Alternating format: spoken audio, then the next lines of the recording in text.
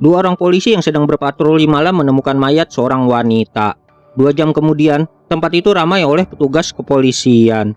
Diketahui bahwa kondisi korban sama persis dengan pembunuhan seorang wanita di tempat lain 3 hari yang lalu. Kondisi korban berlutut dengan rambut ditarik ke belakang dan luka jeratan di lehernya. Di kota Chennai, Prakash, seorang petugas polisi yang baru lulus dari akademi, bersiap untuk hari pertamanya bekerja.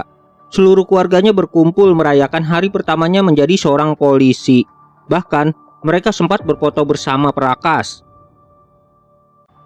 Di markas pusat, Prakash mendapat surat tugas untuk menghubungi Inspektur Logan Nathan, yang berikutnya saya panggil sebagai Logan.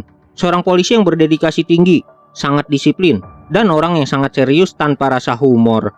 Logan yang sedang memarahi anak buahnya karena masalah daftar kehadiran dikejutkan kehadiran Prakash. Logan melapor kepada komisaris. Dia merasa tidak senang harus mengurus dan mengajari polisi junior. Namun, keluhan Logan tidak dihiraukan karena itu sudah menjadi tugasnya sekarang. Laporan masuk ke meja komisaris tentang kasus pembunuhan berantai di awal film. Logan dan Prakash ditugaskan untuk mengusut kasus tersebut. Ini merupakan tugas pertama Prakash untuk mengamati dan mempelajari Logan dalam bertugas. Untuk tugas ini akan dibantu oleh seorang asisten teknis bernama Vina, seorang wanita yang ditemui Prakash di bandara sebelum berangkat ke kota tujuan. Semula, Prakash menggoda Vina tanpa mengetahui bahwa dia adalah bagian tim yang dibentuk Logan. Setibanya di kota Trichy, mereka langsung ke kantor polisi. Nampaknya, Kapolres tidak menyukai tim yang dikirim pusat. Pak Kapolres menjelaskan keadaan korban yang ditemukan kepada Logan dan kawan-kawan. Ada 2 korban, tidak ada barang berharga yang hilang. Kondisi luka yang dialami juga sama, dan tidak ada kekerasan seksual. Namun, tidak ada hubungan dekat di antara kedua korban.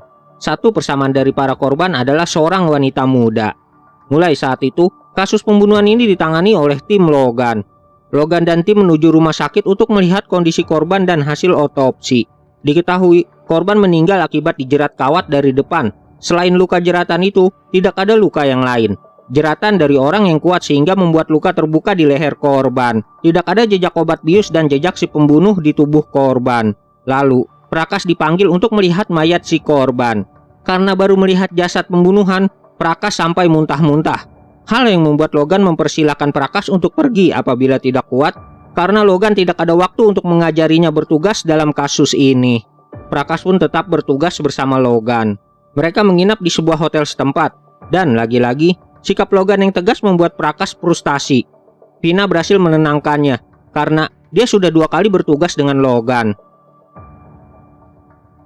Keesokan pagi, Logan dan Prakash pergi ke tempat kejadian perkara. Di sini, Logan kembali menjelaskan bahwa sebagai polisi harus bisa berpikir seperti seorang pelaku. Lalu, Prakash diminta mempraktekkan bagaimana korban ditemukan dan bagaimana korban dibunuh. Pelaku adalah seorang sadis dan psikopat. Motifnya adalah membunuh sebagai balas dendam, jelas Logan kepada Prakash.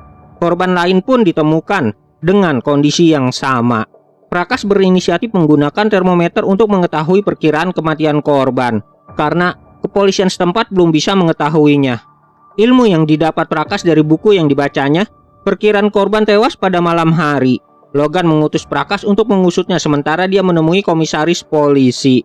Diketahui, si korban merupakan guru di sebuah sekolah untuk kaum fakir miskin.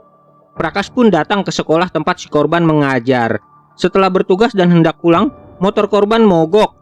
Maka Prakash mencari petunjuk di bengkel terdekat. Ditemukan motor si korban berbarengan dengan mobil bersuara alarm mainan yang meninggalkan bengkel. Dipanggillah si pemilik bengkel yang semula dicurigai Prakash karena memiliki senjata api. Namun, si pemilik bengkel memiliki alibi yang kuat bahwa senjatanya hanya untuk berburu dan pada saat kejadian dia sedang berburu di hutan. Hal yang bisa dibuktikan dengan kesaksian polisi hutan.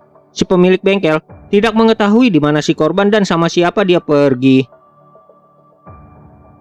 Logan yang melapor kepada komisaris meminta tambahan sumber daya. Semula, Kapolres setempat menolaknya, namun komisaris menyetujuinya demi selesainya kasus ini.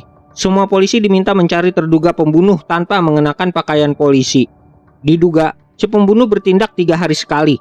Diharapkan, sebelum itu terjadi para polisi sudah mencegahnya. Di lain tempat, seorang gadis yang hendak membuang sampah dan sedang bertelepon tiba-tiba disergap. Laporan hilang pun diterima. Logan dan tim segera bertindak. Namun, itu hanya laporan palsu. Mereka menemukan pasangan yang ngasruk di kebun. Seorang korban di lain tempat kembali ditemukan. Dan ternyata korban kali ini adalah putri dari polisi yang ditugaskan menjadi supir mereka. Logan lalu memiliki teori bahwa kemungkinan ini bukan pembunuhan pertamanya.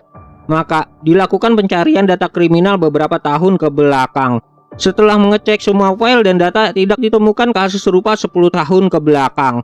Sesuai dengan buku yang dibaca, Prakas memberikan teorinya bahwa kemungkinan si pembunuh melakukan cuti membunuh karena teralihkan seperti menikah atau kematian orang yang menjadi motifnya. Hal itu bisa terjadi 20 atau 30 tahun ke belakang. Maka file-file lama pun dibongkar. Prakas menemukan kasus serupa di tahun 1979. Ada 9 pembunuhan yang terjadi selama 9 tahun ke belakang dan ada satu kesamaan dalam satu kasus itu, yaitu polisi yang menyelidikinya. Logan segera ke rumah polisi tersebut. Prakas menemukan kesamaan pada setiap korban, baik itu pada tahun yang lalu atau yang sekarang. Luka memar di pinggir leher yang terlewat pada saat otopsi karena tertutupi sedikit oleh luka jeratan. Dia segera menemui dokter otopsi dan menanyakannya. Itu adalah luka titik ke kanan yang apabila tepat memukulnya maka seorang dapat pingsan sesaat. Hal itu dapat dipelajari dari internet pada zaman sekarang. Namun, pada tahun 1979 ketika pembunuhan terjadi, hanya dapat dipelajari melalui buku. Logan yang menuju rumah si polisi penyelidik pembunuhan 30 tahun yang lalu menemukan fakta bahwa beliau sudah meninggal. Kini, anaknya bernama Kennedy yang menempati rumah itu. Sementara, Prakas mencari buku tentang titik vital pada tubuh manusia yang diterbitkan tahun 1970-an. Dia berhasil menemukan petunjuk di buku yang ditemukannya. Kennedy sangat menjaga kebersihan dan dia juga hobi fotografi. Anaknya sedang belajar di Delhi, sedangkan istrinya meninggal beberapa bulan yang lalu. Kennedy menikah pada tahun 1979. Nah, itu adalah tahun pembunuhan terakhir. Bisa jadi pernikahan adalah pengalihan dan dia memutuskan cuti membunuh. Lalu ketika istrinya meninggal beberapa bulan yang lalu, dia mulai kembali membunuh. Buku yang dipinjam 30 tahun lalu atas nama Kennedy. Kini Prakas dan Logan memiliki terduga pelaku. Logan menyusun rencana untuk memata-matai Kennedy dengan menyewa rumah di sebelahnya yang secara kebetulan disewakan. Orang yang mendapat tugas itu adalah Prakas. Kennedy menyapa tetangga barunya yang baru pindah. Singkat waktu, pada malam hari, Prakas yang mengintai rumah Kennedy mendapati Kennedy keluar rumah.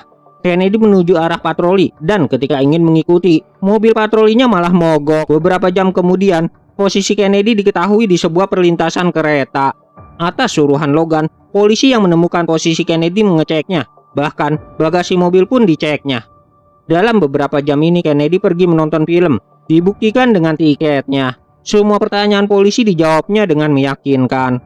Karena tidak menemukan hal yang mencurigakan, polisi mengizinkannya pergi.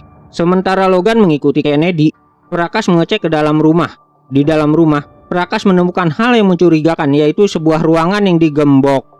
Logan telah memberitahu Prakas bahwa Kennedy sedikit lagi sampai rumah. Kondisi menegangkan terjadi di mana pada saat Kennedy sampai rumah, Prakas masih ada di dalamnya. Singkat waktu, keesokan hari ditemukan korban pembunuhan yang lain. Tetapi kali ini pembunuhnya tertangkap. Jelas Logan dan Prakas shock mendengarnya. Ada kejanggalan dalam penangkapan kali ini. Logan curiga ini adalah akal-akalan pihak polisi setempat, khususnya Pak Kapolres demi mendapatkan citra baik di depan masyarakat. Mencurigakan sekali, pembunuh yang ditangkap melakukan bundir di tahanan. Logan dan Prakas yang masih mencurigai Kennedy tidak mengindahkan perintah komisaris untuk meninggalkan Chennai karena masa tugasnya sudah selesai. Logan dan Prakas tetap mengintai dan mengikuti Kennedy. Ketika suatu saat Kennedy mampir ke Indomaret, maka Prakas diperintahkan mendekat. Halo. Di dalam minimarket itu, Kennedy menyapa Prakas dan mengundangnya untuk makan malam pada saat itu juga. Prakas dan Kennedy menuju rumah dan menyiapkan makan malam.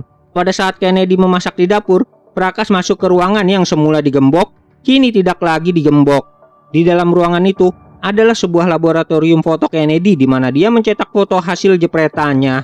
Di sini Prakas menemukan satu foto korban di tahun 1979. Tiba-tiba Kennedy menyerang memukul samping leher Prakas yang membuatnya pingsan. Inilah yang menyebabkan memar di leher para korban dan dengan cara ini korban dilumpuhkan. Di luar rumah, Logan membunyikan bel dan menodongkan senjatanya. Di balik sebuah foto besar tersimpan beberapa foto korban 30 tahun yang lalu. Kennedy lalu menceritakan alasan dia membunuh. Scene kembali ke masa lalu di mana Kennedy muda selalu mendapat perlakuan kasar dari ayahnya, Inspektur John Sebastian. Seorang yang perfeksionis akan kebersihan, setiap saat Kennedy mendapat tindakan kasar dari ayahnya. Ada satu momen di mana Kennedy kepergok merokok oleh gurunya. Dia diancam perbuatannya akan dilaporkan ke ayahnya. Salah sedikit saja, dipukul sang ayah. Apalagi kalau ketahuan merokok, pikir Kennedy. Maka dari itu Kennedy mengambil sebongkah batu dan memukulkannya ke ibu guru. Dengan membawa senjata membunuhnya, dia lari pulang ke rumah. Merasa panik, dia menyembunyikan batu yang dijadikan senjata pembunuhannya. Di momen itu, dia melihat bagaimana pusingnya sang ayah memecahkan kasus yang tidak ada bukti dan saksi itu. Pada saat itu, Kennedy menemukan ketenangan hati dan dapat tidur nyenyak, dan segera membuang batu bukti pembunuhannya. Ketenangan Kennedy tidak berlangsung lama. Kembali ayahnya kumat dan mulai memukulinya. Kennedy melakukan pembunuhan untuk melampiaskan kekesalannya kepada ayahnya. Selama si korban tidak ada hubungan dengannya dan barang bukti dihilangkan, kecil kemungkinan dia tertangkap. Setiap kali perlakuan kasar diterimanya dari sang ayah, dia lalu membunuh. Kennedy menemukan metode pembunuhan tanpa si korban mengeluarkan darah, yaitu dijerat tali. Namun, kemungkinan besar si korban melawan. Maka dari itu dia membaca buku tentang menyerang objek vital manusia. Buku yang kemudian ditemukan Prakas 30 tahun kemudian. Kennedy berlatih dan mempraktekannya langsung kepada korban. Kennedy sangat benci membunuh dan sangat menyesali perbuatannya. Maksud dia dari memotret korban adalah agar bisa mendoakan mendiang korbannya, sebagai bentuk dari permintaan maaf atas perbuatannya. Suatu hari, ayahnya mendapat serangan jantung. Kali ini dendam Kennedy terbalaskan karena dia hanya menatap detik-detik terakhir ayahnya meninggal. Scene kembali ke masa sekarang di mana menurut Prakas, ada yang tidak beres dalam cerita Kennedy. Semua foto korban adalah korban pembunuhan 30 tahun yang lalu. Di mana foto korban yang sekarang terjadi? Kennedy membeberkan fakta terbaru. Dia merasa lega ketika pelakunya tertangkap, maka dari itu sebagai perayaan, dia mengundang Prakas untuk makan malam. Kennedy kembali menceritakan bahwa ketika suatu malam dia disergap seseorang. Pria misterius itu pernah melihat Kennedy membunuh pembantunya di masa lalu. Setiap pembunuhan yang dilakukan Kennedy tanpa celah dan dia bisa bebas berada di masyarakat tanpa tertangkap polisi. Pria itu meminta diajari cara pembunuh yang baik dan benar kepada Kennedy, dan Kennedy memberitahu semuanya. Inilah si pembunuh sebenarnya, seorang bernama Mutu Selvan, yang bekerja di badan amal yang mendapat data si korban dari formulir amal miliknya. Kennedy tidak mengenal Mutu karena selama dia menyekapnya mata Kennedy ditutup. Kennedy mengenali mobilnya yang berbunyi alarm seperti mainan anak-anak. Sontak Prakas mengingat pernah melihat mobil itu ketika mencari motor salah satu korban. Tiba-tiba Kennedy berlari ke dapur dan mengunci pintu. Dia hendak melakukan bunuh diri dan berbicara kepada Logan bahwa anaknya tidak boleh mengetahui perbuatannya di masa lalu. Kematiannya harus direkayasa seperti kecelakaan agar uang asuransi jiwa bisa diwariskan kepada sang anak. Lalu ledakan terjadi yang mengakhiri hidup Kennedy. Di lain tempat, Mutu yang pulang bekerja langsung mengambil makan di dapur. Ketika sedang enak makan, istrinya datang marah-marah dan menghinanya. Menghina fisiknya, menghina pekerjaannya yang sebagai badan amal. Dasar Mokondo, istrinya berucap. Mutu hanya terdiam sampai batas kesabarannya terkoyak dikala ada seorang pria lain di rumahnya. Si istri lebih memilih si pria itu dan berlalu tanpa dosa ke kamar bersama pria itu. Mutu murka dan mendobrak pintu. Terdengar dia menghajar mereka berdua. Ternyata itu hanya halusinasi Mutu belaka. Hal tersebut yang menjadikan Mutu seorang psikopat pembunuh. Korbannya semua perempuan, yang mengindikasikan balas dendamnya kepada si istri yang pergi dengan pria lain. Logan dan Prakas kembali ke bengkel dan meminta pemilik bengkel untuk mengantarkannya ke rumah Mutu. Setibanya di sana, rumah sudah kosong. Prakas menemukan foto para korban pembunuhan Mutu, sedangkan Logan mengamati foto keluarga. Berbagai barang bukti ditemukan termasuk truk warkop tempat biasa Mutu ngopi santai mengamati calon korbannya.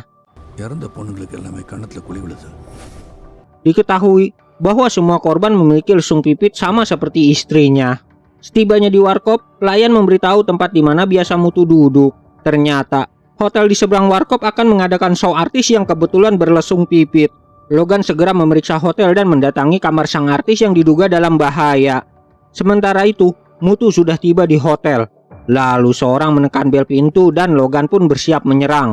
Ternyata, Mutu mengincar Pina yang juga berlesung pipit, sedangkan Logan salah perhitungan karena sang artis baru 1 hari berada di hotel. Untuk mengelabui Pina, Mutu berpura-pura asmanya kambuh dan menyuruhnya mengambil inhaler di mobil. Prakas selalu mempraktekkan bagaimana Mutu duduk. Ternyata, Mutu mengawasi hotel tempat mereka menginap selama ini. Prakas menyadari bahwa Pina juga berlesung pipit, segera meneleponnya. Namun telat, Pina dilumpuhkan ketika berada di mobil Mutu. Terdengar alarm khas mobil Mutu dan Prakas mengejarnya. Logan dan Prakas membuntuti mobil itu sampai di suatu pertigaan, mereka kehilangan jejak. Alhamdulillah, suara burung terbang karena sesuatu memberitahu mereka. Di suatu gedung tua, Pina akan segera dieksekusi. Dengan sadis Mutu membangunkan Pina dari pingsannya. Lalu, Pina diposisikan berlutut seperti korban yang lain. Logan dan Prakas yang datang sayang sekali berisik sehingga keberadaan mereka diketahui. Mereka menemukan Pina yang tergeletak. Prakas lalu menghampirinya. Mutu menyerang Logan secara membagong buta dan membuatnya pingsan dengan memukul titik tekanannya. Di saat Prakas melihat keadaan Logan, Mutu membawa Pina. Prakas yang mencari Pina diserang ketika lengah. Astaga, pistolnya Prakas berhasil diambil Mutu dan menembaknya. Karena belum pernah menembakkan senjata, tembakan Mutu pun sabun. Dan 1 peluru macet di tempat recoil senjatanya. Prakas yang mengetahui itu menyerang dengan melempar batu ke arah Mutu. Mutu yang berusaha menembak, pistolnya macet. Mutu melempar pistol itu dengan maksud menyerang Prakas. Tapi Prakas berhasil menangkapnya dan memperbaiki recoil senjatanya. Dia menodongkan senjatanya, namun Mutu tetap berjalan maju hendak menyerang. Kini Prakas belajar menjadi seorang polisi yang pemberani. Ketika Mutu menyerang, dia menarik pelatuk senjatanya. Mutu tewas karena tembakannya dan untuk memastikan lagi, Prakas kembali menembak. Singkat waktu, Prakas, Pina, dan Logan menjalani pengobatan di rumah sakit. Pina dalam kondisi baik dan Logan yang menjalani pengobatan langsung pergi dari rumah sakit. Kini, Prakas resmi menjadi partner Logan dan akan menjalani kasus bersama.